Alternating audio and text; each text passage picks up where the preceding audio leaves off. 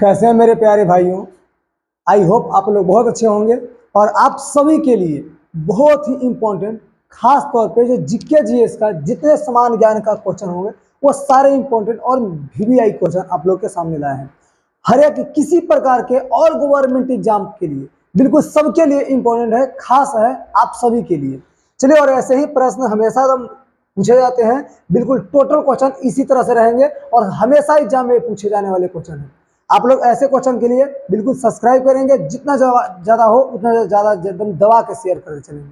चलिए शुरुआत करेंगे, जिसमें पहला नंबर क्वेश्चन से अगर देखते चले हम लोग, क्वेश्चन नंबर 1 से अगर देखें, जिसमें कहता है कि निम्नलिखित में से किस राज्य में कांगेर घाटी राष्ट्रीय उद्यान स्थित है।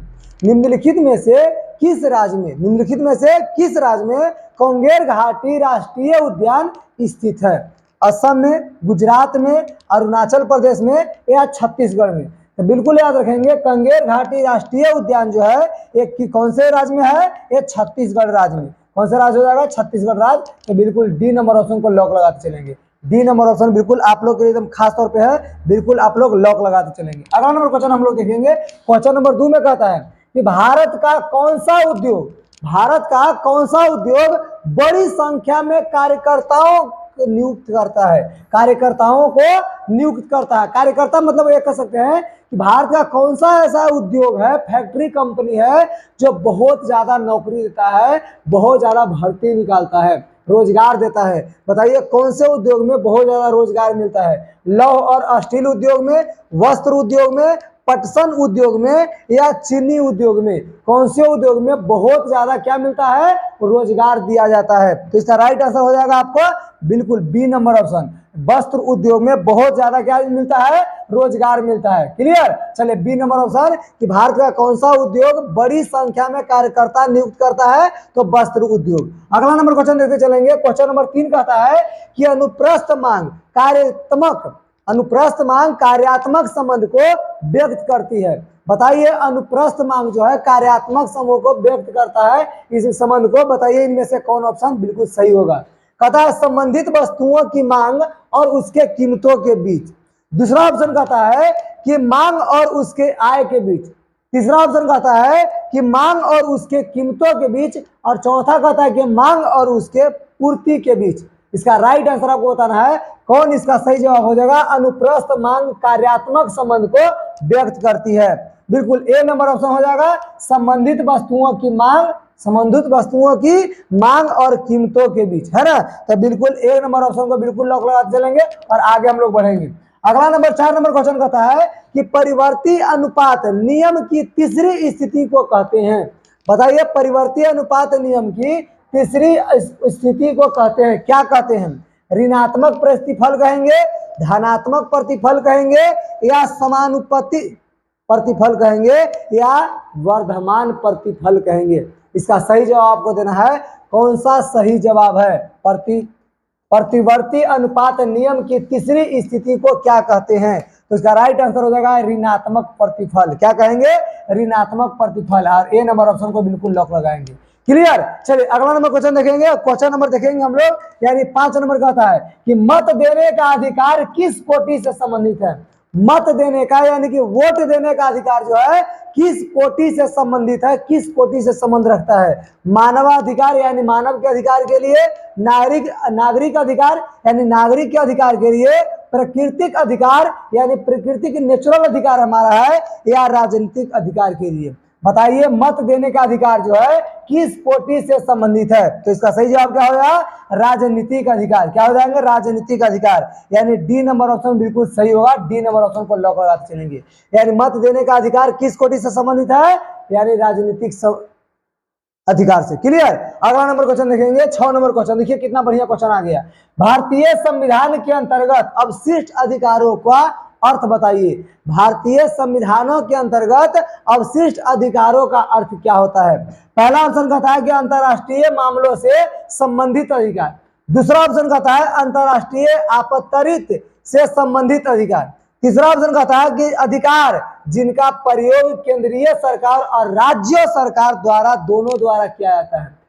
चौथा ऑप्शन कहता है कि अधिकार जिनको केंद्रीय सूची राज्य सूची और समवर्ती सूची में स्पष्ट रूप से शामिल नहीं किया गया है। इसका राइट आंसर बताना है कि भारतीय संविधान के अंतर्गत अवशिष्ट अधिकारों का अर्थ बताइए इनमें से कौन है। तो इसका राइट आंसर यानी कि सही जवाब हो जाएगा डी नंबर ऑप्शन। क्या हो जाएगा? डी नंबर ऑप्शन कहता है कि अधिकार जिनको केंद्रीय सूची, राज्य सूची और समवर्ती सूची में स्पष्ट रूप से शामिल नहीं किया गया है। क्लियर? तो डी नंबर ऑप्शन को बिल्कुल लॉक लगाते चलेंगे हम लोग और आगे बढ़ेंगे। अगला नंबर क्वेश्चन देखिए क्या कहता है, 7 नंबर। मौर्य वंश, आपको पता होना चाहिए कि मौर्य वंश मगध के राजा होते थे, है ना। मगध के जो राजा शासक हुए मौर्य वंश, जो चंद्रगुप्त मौर्य इसके संस्थापक हैं, उसी के बात करता है कि मौर्य वंश के तत्काल बाद यानी मौर्य वंश का जब हत्या कर दिया गया, मौर्य वंश के जो अंतिम राजा थे उसको हत्या कर दिया गया। और आपको बताते चले कि मगध के मौर्य वंश के अंतिम राजा बृहद वंश है। कौन है? बृहद मौर्य जो है वो राजा थे। अब मौर्य वंश के अंतिम तत्काल जो राजा थे उसको मार करके यहाँ पर किस वंश ने आकर के मगध पर राज्य का शासन किया, यानी इस राज्य का राजा बना था। मगध का राजा मौर्य वंश के बाद कौन है जो राजा बना था? कौन वंश का राजा बना था?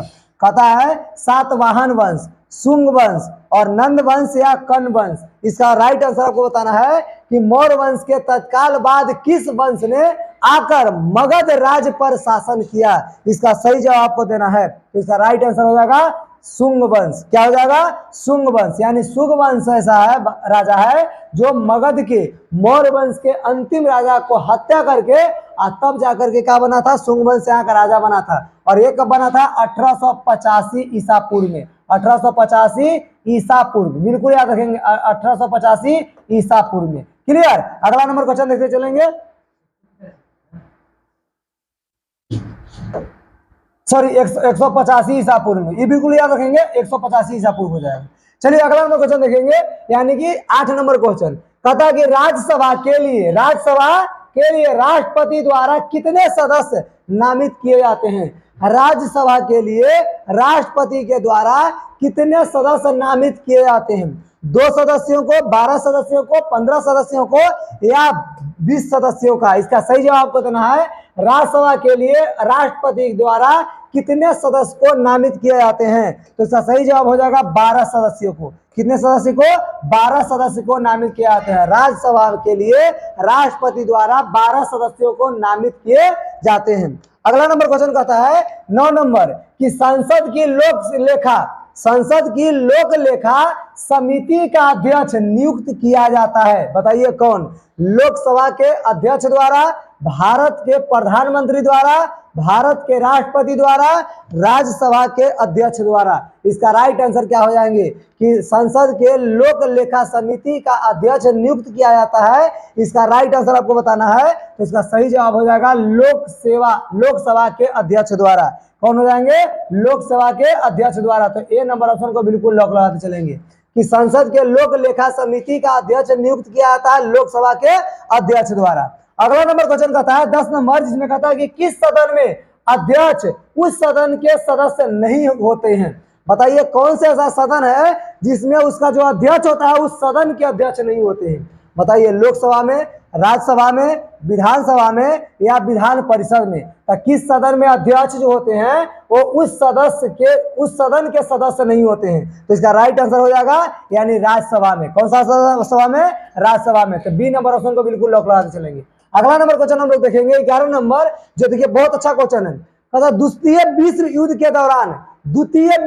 के दौरान कहता है कि दौरान निम्न में से कौन सा देश कहता है कि निम्न में से कौन सा देश उन 3 धुरी शक्तियों में से एक नहीं था?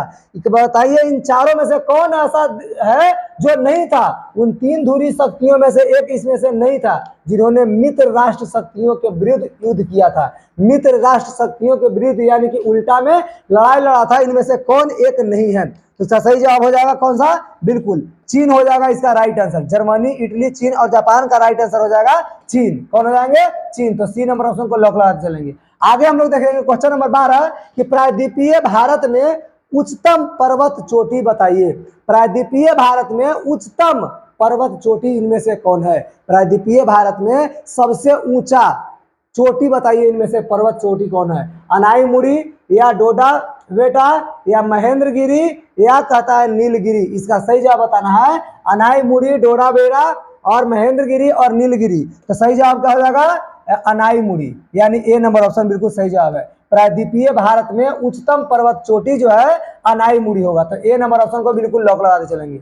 अगला नंबर क्वेश्चन देखेंगे कि किसी चट्टान को स्व स्थान पर तोड़ देना कहलाता है, क्या कहलाता है? किसी चट्टान को, स्व मतलब होता है वही जहां पे वो है, किसी चट्टान को उसी स्थान पर तोड़ देना क्या कहलाता है? अपरदन कहलाता है, अपक्षयन कहलाता है, व्यापक विनाश कहलाता है या निम्नीकरण कहलाता है? तो इसका सही जवाब हो जाएगा अपक्षयन कहलाता है। क्या कहलाता है? अपक्षयन। किसी चट्टान को स्व स्थान यानी अपने ही स्थान पर तोड़ देना अपक्षयन कहलाता है। तो बी नंबर ऑप्शन को बिल्कुल लॉक लगाते चलेंगे। अगला नंबर क्वेश्चन हम लोग देखेंगे। क्वेश्चन नंबर कहता है 14 कि यूरोप के सबसे लंबी नदी बताइए इनमें से यूरोप के सबसे लंबी नदी कौन है? कहता है राइन, रोन और डानूबे और बोलगा। इसका सही जवाब देना है कि यूरोप के सबसे लंबी नदी कौन है? तो यूरोप के सबसे लंबी नदी का नाम है बोलगा। क्या हो जाएगा? बोलगा। यूरोप के सबसे लंबी नदी बोलगा है। तो डी नंबर ऑप्शन को बिल्कुल लॉक लगाते चलेंगे। अगला नंबर क्वेश्चन देखेंगे हम लोग 15 नंबर, जिसमें कहता है कि निम्न में से कौन सा एक वितलीय आग्नेय शैल का उदाहरण है? मतलब निम्न में से कौन सा एक वितलीय आग्नेय शैल का, आग्नेय चट्टान का उदाहरण है? बताइए इनमें से कौन है? बोसाल्ट, ग्रेनाइट, स्लेट या डोलोमाइट। बताइए इनमें से कौन है जो आग्नेय चट्टान का एक उदाहरण है? पता है कि निम्न में से कौन सा एक वितलीय आग्नेय चट्टान का उदाहरण है? तो इसका सही जवाब हो जाएगा ग्रेनाइट। ग्रेनाइट एक ऐसा सेल है, पत्थर है जो क्या है? ये आग्नेय चट्टान का पत्थर है, यानी कि ग्रेनाइट है ना। तो बी नंबर ऑप्शन को बिल्कुल लॉक लगाते चलेंगे। अगला नंबर क्वेश्चन हम लोग देखेंगे बाजार विनियमन। कहता है बाजार विनियम प्रणाली आरंभ हो गई।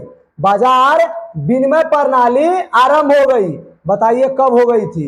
ये मोहम्मद बिन तुगलक के द्वारा, इल्तुतमिश के द्वारा, अलाउद्दीन खिलजी के द्वारा या नियासुद्दीन के द्वारा? ये आपको बताना है कि बाजार विनिमय प्रणाली जो है ये कब प्रारंभ हुआ था? बाजार विनिमय प्रणाली, इसका राइट आंसर आपको बताना है कि बाजार विनिमय प्रणाली कब आरंभ हुआ था, शुरुआत हुआ था?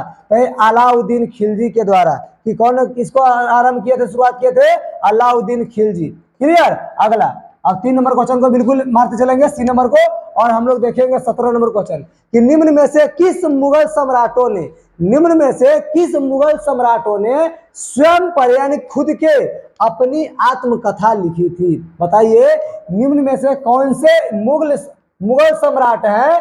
सम्राट में मतलब एक सम्राट हो जाता है, एक सम्राट, सम्राटों मतलब एक सम्राट से अधिक है। सम्राटों ने अपने पर, खुद पर आत्मकथा लिखी थी। कहता शाह आलम और फारूक सियर, कहता है बाबर और जहांगीर, जहांगीर और शाहजहां, अकबर और औरंगजेब। इसका सही जवाब आपको देना है कि निम्न में से किन मुगल सम्राटों ने स्वयं अपनी आत्मकथा लिखी?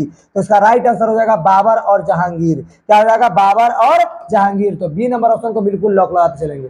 क्लियर। चलिए अगला नंबर क्वेश्चन देखते चलेंगे। क्वेश्चन नंबर देखिए क्या कहता है 18 नंबर कि किस भारतीय राज्य पर कब्जा करने के लिए आत्मकथा लिखी थी? कहता है कि बाबर और जो अकबर है, बाबर और जहांगीर, ये दोनों भारत के कौन से ऐसे राज्य पर आत्मकथा लिखी थी कब्जा करने के लिए? बाबर और जहांगीर बताते हैं कि भारत के किस राज्य पर कब्जा करने के लिए आत्मकथा लिखी थी? सातारा पर, नागपुर पर, झांसी पर या पंजाब पर? इसका राइट आंसर, सही जवाब आपको देना है कि किस भारतीय राज्य पर कब्जा करने के लिए आत्मकथा लिखी थी? तो इसका राइट आंसर हो जाएगा पंजाब पर। किस पे? पंजाब पर। क्लियर। तो बिल्कुल डी नंबर ऑप्शन को लॉक लगाते चलेंगे। अगला नंबर क्वेश्चन देखेंगे कि नार्वे के तट का एक उदाहरण बताइए इनमें से कौन है? नार्वे के तट का उदाहरण है वो बताना है कि कौन है जो तट का एक उदाहरण है। कहता है कि डालमेटिन तट का या फ्योर्ड तट का, रिया तट का या उन्मजित तट का? इसका सही जवाब आपको बताना है कि नार्वे के तट का एक उदाहरण कौन है? तो फ्योर्ड तट का हो जाएगा। क्या हो जाएगा? फियोर्ड तट, है ना। बी नंबर ऑप्शन को लॉक लगाते चलेंगे। अगला नंबर क्वेश्चन देखेंगे 20 नंबर कि निम्न वार्षिक संस्कृति उत्सवों में से मध्य प्रदेश का बताइए कौन सा उत्सव नहीं मनाया था मध्य प्रदेश में। इन सभी में कई सारे प्रदेश के उत्सव दिया गया है, बताइए इनमें से कौन सा उत्सव है जो मध्य प्रदेश में नहीं मनाया जाता। पहला नंबर है मारवाड़ उत्सव, यानी मारवाड़ उत्सव है। दूसरा ऑप्शन है तानसेन संगीत उत्सव, और तीसरा ऑप्शन है उत्साद अलाउद्दीन उत्सव, और चौथा है कालिदास सम्मान उत्सव। इसमें से बताइए कौन सा ऐसा वार्षिक संस्कृति उत्सव है जो मध्य प्रदेश में नहीं मनाया जाता। तो इसका राइट आंसर हो जाएगा मारवाड़। कौन सा उत्सव? मारवाड़ उत्सव। आपको पता होना चाहिए कि मारवाड़ उत्सव मारवाड़ी वो लोग मनाते हैं, और मारवाड़ी लोग की बात करें तो मारवाड़ी लोग कहाँ रहते हैं? राजस्थान में रहते हैं। कहाँ रहते हैं? राजस्थान में मारवाड़ी लोग रहते हैं। और यहीं की अगर बात करें तो आपको पता होना चाहिए कि यहाँ पर ये हर साल यानी कि हर एक साल ये मनाया जाता है। क्लियर? तो बिल्कुल याद रखेंगे, ए नंबर ऑप्शन बिल्कुल सही जवाब है। चलिए अगला नंबर 21 नंबर क्वेश्चन देखेंगे कि निम्न देशों और उनकी राजधानियों में से, निम्न देशों में से और उनकी राजधानियों में से कौन जो युग्म है वो गलत है। निम्न कौन देश और उनकी राजधानी, देश और राजधानी में से कौन सा जोड़ा है जो गलत है? Switzerland, Geneva. स्विट्जरलैंड की राजधानी जेनेवा गलत है, या ऑस्ट्रिया की राजधानी बेना गलत है, या डेनमार्क की राजधानी कोपनहेगन गलत है, या फिनलैंड की राजधानी हेलसिंकी गलत है। इसका राइट आंसर आपको बताना है कि कौन सा गलत है। तो इसका सही जवाब हो जाएगा ए नंबर। स्विट्जरलैंड के जो जेनेवा है ये बिल्कुल गलत हो जाएगा। स्विट्जरलैंड की अगर राजधानी की बात कर ले तो ये बिल्कुल याद रखें वर्ण है। कौन है? वर्ण है जो स्विट्जरलैंड की राजधानी है। क्लियर? चलिए आगे हम लोग बढ़ते चलेंगे और अगला नंबर क्वेश्चन देखते चलेंगे। ए नंबर ऑप्शन लॉक करते हुए अगला नंबर 22 नंबर क्वेश्चन कहता निम्न ग्रैंड स्लैम टाइल्सों में कहता है किनको रोलैंड गैरोस टाइल भी कहा जाता है, टाइटल भी कहा जाता है। निम्न ग्रैंड स्लैम टाइटलों में किसको रोलैंड गैरोस टाइटल भी कहा जाता है? ऑस्ट्रेलियन को, फ्रेंच ओपन को, या विंबलडन को, या यूएस ओपन को? इसका राइट आंसर बताना है कि निम्न ग्रैंड स्लैम टाइटलों में से किसको रोलैंड गैरोस टाइटल भी कहा जाता है? तो इसका सही जवाब क्या हो जाने वाला है? B number option, French Open title, है ना। फ्रेंच ओपन टाइटल जो है बिल्कुल सही जवाब हो जाएगा। क्लियर? अगला नंबर देखेंगे। अब 23 नंबर क्वेश्चन कहता है कि किस राज्य सरकार ने राज्य में 3 नए जिला मालपुरा, सुजानगढ़ और कुचमन सिटी बनाने का घोषणा किया? बताइए भारत का कौन सा ऐसा राज्य है जो 3 को नया जिला बनाने का, निर्माण करने का घोषणा किया? कौन कौन जिला? मालपुरा, सुजानगढ़ और कुचमन सिटी बनाने का, 3 जिला बनाने का घोषणा किया। बताइए कौन से राज्य ने? हिमाचल प्रदेश, राजस्थान, पंजाब और हरियाणा। तो इसका राइट आंसर हो जाएगा, सही जवाब हो जाएगा राजस्थान। क्या हो जाएगा? राजस्थान। तो बी नंबर ऑप्शन को बिल्कुल लॉक लगाते चलेंगे। अगला नंबर क्वेश्चन देखेंगे हम लोग 24 नंबर क्वेश्चन। देखिए क्या कहता है 24 नंबर क्वेश्चन कहता है कि निम्न में से कौन सी साहित्यिक रचना आर.के. नारायण द्वारा लिखा हुआ नहीं है? बताइए इनमें से कौन सा ऐसा साहित्य है जिसको आर.के. नारायण नहीं लिखे हैं, जिसका साहित्य का रचना जो है आर.के. नारायण नहीं लिखे हैं? बताइए किनके द्वारा है? कौन से ऐसा साहित्य जिसको आर.के. नारायण नहीं लिखे हैं? पहला ऑप्शन है मालगुडी डेज, दूसरा ऑप्शन है स्वामी एंड हिज फ्रेंड्स, अगला है गाइड और गार्डनर। इसका सही जवाब आपको देना है कौन सा ऐसा साहित्य है जिसको आर.के. नारायण नहीं लिखे हैं? तो इसका right answer D number option हो जाएगा गार्डनर। क्या हो जाएगा? गार्डनर। क्लियर? चलिए अगला नंबर क्वेश्चन देखेंगे 25 नंबर क्वेश्चन, और ये सबसे मस्त क्वेश्चन आ गया कि किसान दिवस कब मनाया जाता है? किसान दिवस कब मनाया जाता है? 1 जुलाई को, 4 दिसंबर को, 18 दिसंबर को, या 23 दिसंबर को? इसका सही जवाब आपको बताना है कि किसान दिवस कब मनाया जाता है। तो इसका सही जवाब हो जाएगा डी नंबर ऑप्शन, 23 दिसंबर को किसान दिवस मनाया जाता है। 23 दिसंबर को क्या मनाया जाता है? किसान दिवस मनाया जाता है। और ये आपका सबसे लास्ट क्वेश्चन था, और इसी के साथ आप सभी को तहे दिल से धन्यवाद, थैंक यू लास्ट तक वीडियो देखने के लिए। और ऐसे ही वीडियो देखने के लिए बिल्कुल चैनल को सब्सक्राइब करें, शेयर करके चलिए। Thank you.